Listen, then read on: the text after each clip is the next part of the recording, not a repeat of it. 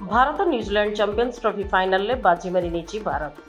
गतकाली match रे New Zealand को 4 wicket रे मात दे भारत 12 वर्ष पर चैंपियंस ट्रॉफी को निज नारे करिछि।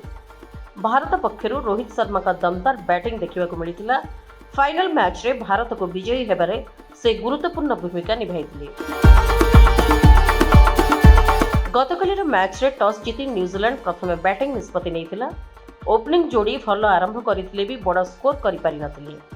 57 रन रे वरुण चक्रवर्ती प्रथम शिकार होइथिले विल यंग। एहा परे क्यूबी दलर बड़ पार्टनरशिप देखा मिल नथिला। Daryl Mitchell 63, Michael ब्रासवेल 53, Rachin Ravindra 37 और ग्लेन फिलिप्स 34 रन करथिले। फल दल 50 ओभर 7 विकेट हराई 251 रन करिबारे सफल होइतिला। 252 रन विजय लक्ष्य नहीं मैदान को ओह्लाइथिबा भारतीय दल आरंभरू भल पार्टनरशिप करितिला। रोहित शर्मा गिल को जोड़ी दलीय स्कोर को आगे नहीं। एही मैच रे रोहित शर्मा 76, श्रेयस अय्यर 48, केएल राहुल 34 और शुभमन गिल 31 रन करथिले। फल भारत एही मैच को गोटी ओभर बाकी थाई 4 विकेट जितने चैंपियंस ट्रॉफी निज नारे करिछि।